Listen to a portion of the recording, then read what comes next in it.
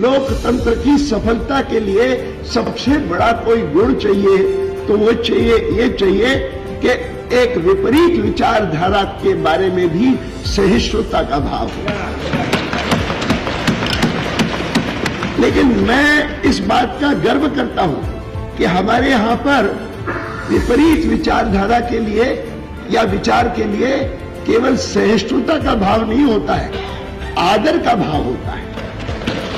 और यह आदर का भाव मैं उदाहरण के रूप में कहता हूं कि असहिष्णुता सबसे अधिक किसी क्षेत्र में होती है तो वह रिलीजन के क्षेत्र में होती है।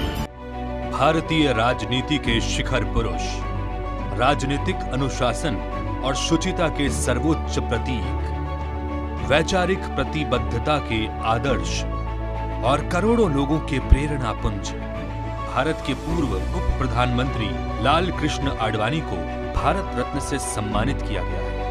भारतीय जनसंघ और भारतीय जनता पार्टी के माध्यम से उन्होंने राष्ट्रीय एकता और सांस्कृतिक पुनरुत्थान को आगे बढ़ाने की दिशा में अभूतपूर्व प्रयास किए हैं। मातृभूमि की सेवा में आडवाणी जी का बलिदान और योगदान अद्वितीय है। प्रधानमंत्री नरेंद्र मोदी ने कहा कि उन्हें भारत रत्न से सम्मानित किया जाना बहुत भावुक क्षण है। आदरणीय आडवाणी जी ने देश की जो सेवा की है वो अप्रतिम है।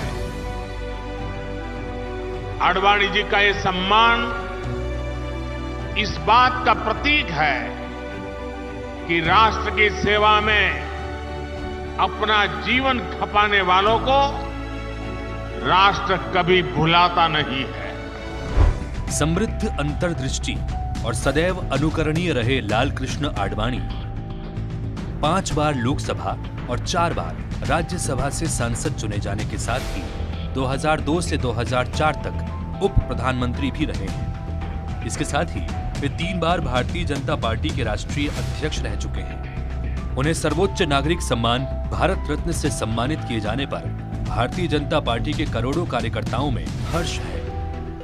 आदरणीय आडवाणी जी को और भारत सरकार के द्वारा भारत रत्न दिए जाने पर भारतीय जनता पार्टी छत्तीसगढ़ के सभी वरिष्ठ नेताओं, सभी पदाधिकारी, हमारे मंडल, मोर्चा, प्रकोष्ठ से लेकर नीचे बूथ कमेटी के तक अध्यक्षों और पदाधिकारी कार्यकर्ताओं में अत्यंत हर्ष व्याप्त है। भारतीय जनता पार्टी छत्तीसगढ़ प्रदेश की ओर से और सभी की ओर से आदरणीय आडवाणी जी को बहुत बहुत बधाई। लाल कृष्ण आडवाणी का जन्म 8 नवंबर 1927 को सिंध प्रांत के कराची में हुआ था। बालपन से ही देशभक्ति के जज्बे ने उन्हें राष्ट्रीय स्वयंसेवक संघ की ओर बढ़ने के लिए प्रेरित किया। 1942 में वे संघ में शामिल होकर मातृभूमि की सेवा में जुट गए। आजादी के समय देश का बंटवारा होने पर 12 सितंबर 1947 को आडवाणी जी सिंध से दिल्ली आ गए। दिल्ली में प्रदेश जनसंघ के सचिव का पदभार संभाला और प्रचारक बन गए। इसके बाद करीब 1 दशक राजस्थान उनकी कर्म भूमि रही। 1957 में आडवाणी जी से राजस्थान छोड़कर दिल्ली आने के लिए कहा गया। राजनीति में आडवाणी जी का प्रवेश नगर पालिका से हुआ। इसके साथ ही उन्होंने 1960 से 1967 के दौरान जनसंघ के मुखपत्र ऑर्गेनाइजर में बतौर सहायक संपादक काम किया। 1970 में पहली बार राज्यसभा पहुंचे और 1972 में भारतीय जनसंघ के अध्यक्ष नियुक्त किए गए। 1975 में आपातकाल के दौरान आडवाणी जी को जेल भी जाना पड़ा। इसके बाद हुए आम चुनाव में तानाशाह सरकार का तख्ता पलट हो गया और मोरारजी देसाई की नई सरकार में 1977 से 1979 के बीच वे सूचना और प्रसारण मंत्री बनाए गए। अक्टूबर 1999 से मई 2004 के बीच गृह मंत्री और जून 2002 से मई 2004 के बीच उप प्रधानमंत्री बनाए गए। भाजपा के संस्थापक सदस्य रहे आडवाणी जी 1980 में भारतीय जनता पार्टी के गठन के बाद से सबसे ज्यादा समय तक पार्टी में अध्यक्ष पद पर बने रहे हैं। उन्होंने 1986, 1993 और 2004 में 3 बार भाजपा अध्यक्ष पद की जिम्मेदारी संभाली। आजादी के बाद एक वक्त जब देश जातिवाद, छद्म धर्मनिरपेक्षता, बहुसंख्यकों की भावनाओं के तिरस्कार और अल्पसंख्यकों के तुष्टीकरण से जूझ रहा था, तब लाल कृष्ण आडवाणी ने राष्ट्र विरोधी ताकतों को करारा जवाब दिया।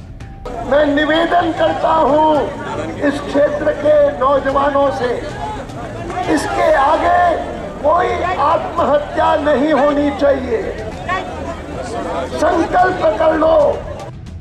1990 में उन्होंने सोमनाथ से अयोध्या राम मंदिर रथ यात्रा निकालकर देश को एकता का संदेश दिया। इसके बाद जब देश ब्रिटिश गुलामी की बेड़ियों को उतार फेंकने की अपनी स्वर्ण जयंती मना रहा था, तब 1997 में उन्होंने स्वर्ण जयंती रथ यात्रा निकालकर राष्ट्रवाद का संदेश दिया। अपने सक्रिय राजनीतिक जीवन के दौरान उन्होंने ऐसी कई यात्राओं के जरिए देश में पुनर्जागरण की कोशिश की। आडवाणी जी हमेशा ऐसा नेता चुनने के लिए कहते हैं जिसने भारत का अतीत देखा हो, जो कल से आज ज्यादा मजबूत होकर खड़ा हो, जो ये सुनिश्चित कर सके कि हर बीतते दिन के साथ भारत और ज्यादा तरक्की करे, आगे बढ़े और मजबूत हो। आडवाणी जी की ये सोच हर काल और युग में युवाओं का मार्ग प्रदर्शित करती रहेगी।